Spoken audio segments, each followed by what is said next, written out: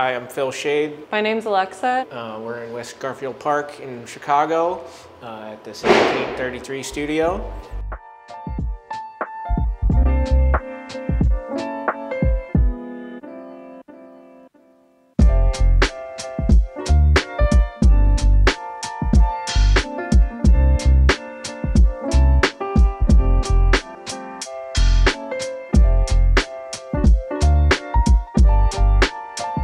I'm Taylor North, the head of technical fabrics at Dimension Polyant in Putnam, Connecticut.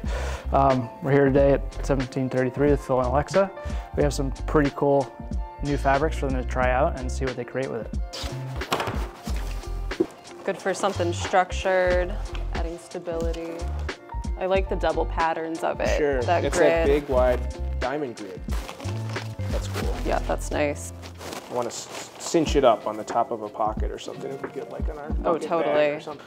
Quality of the weave fabric looks really high. This is 300 or 150? 300. Yes, This is our midweight. Cool, I think we got some interesting stuff to work with here. Yeah, absolutely. So this is my rough idea that I'm thinking, and I want to let the materials kind of tell me how they want to work. So I think a lot of decision making is going to happen in the process. I think what inspired me most when opening the box and seeing all these fabrics is all the different weights and how they could be combined and highlight some qualities in some and reinforce with others.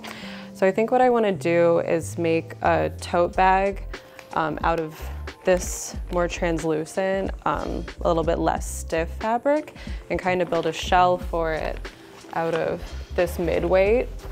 I carry one of our simple tote samples every day, and I really like that because it has really draped quality. So I'm hoping I can get some of those qualities out of this, but still provide some structure with this.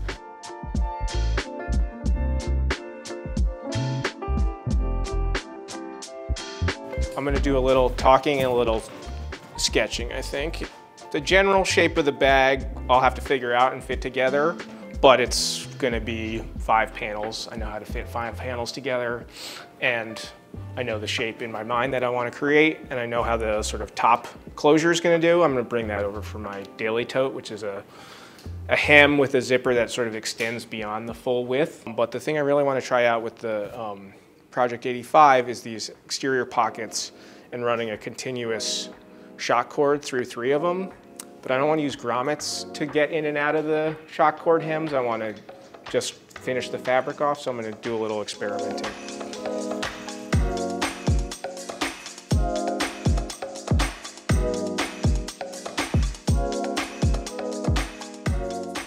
The shoulder strap attachment.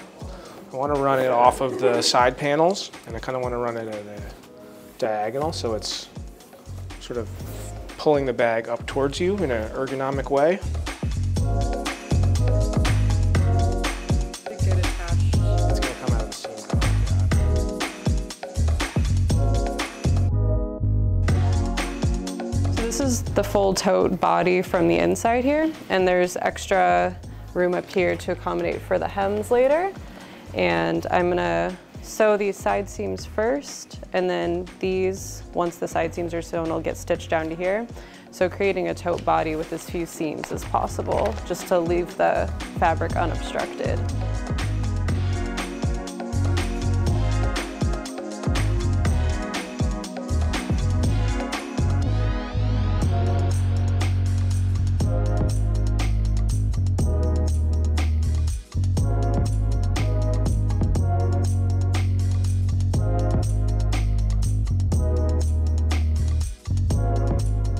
I'm deciding whether or not I want to add another row of stitching just as a decorative stitch, because when you do this binding, putting a rectangle around a curve, it's not going to stay 100% flat. So I'm thinking if I can add a second stitch and kind of coax it, it'll help it look just a little bit cleaner. And since this is such a simple bag, I think that that'll be nice to have an extra stitching detail.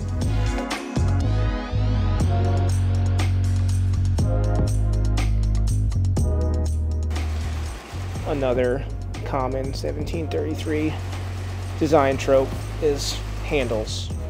Lots of handles. Possibly unnecessary, but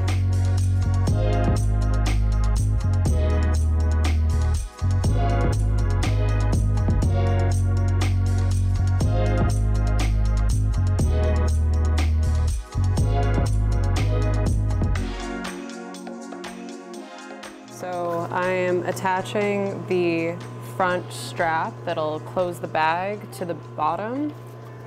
So it's attached into this bottom seam, but I'm gonna do a bar tack across to keep it more secure. Bigger thing to work with, and maneuvering it and manipulating it always gets harder as you go.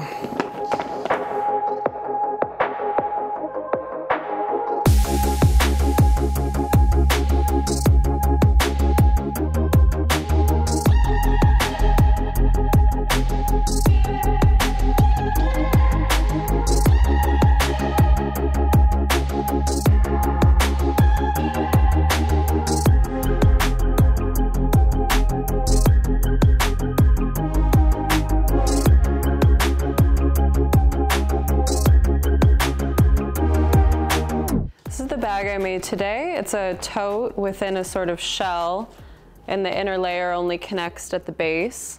I chose to make this because I wanted to utilize a few different weights of fabrics, because that was something that really stood out to me when we opened the box.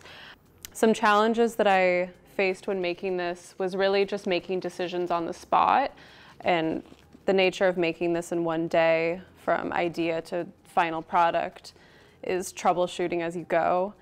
I think if I were to do it over again, I might do it a little bit smaller. I think that although this is the effect that I wanted, where it's kind of just nested, I think it might be a little bit more functional if it were just a hair smaller.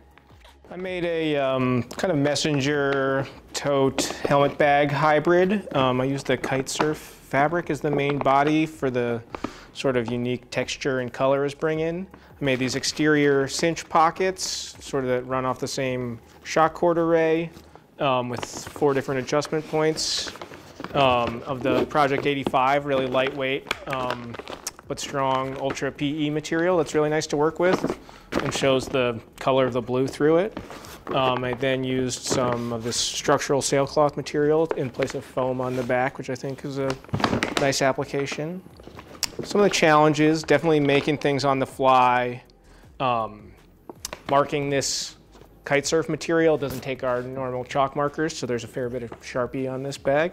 Doesn't wipe away very easily, but I think that's pretty standard for the first time we're making something. The fabric is also quite stiff, so turning it inside out numerous times proved to be a sweaty operation. Some changes in the future, I would probably move this strap attachment point up out of the pocket so there's not so much interplay going on right here, and they're sort of more distinct from each other. That's about it. I also have a nice laptop sleeve in there. But overall, fun, good experiment, and I think I'm pretty happy with it's the shape that I was picturing in my mind, so that's what I'm usually trying to accomplish the first time I make a bag.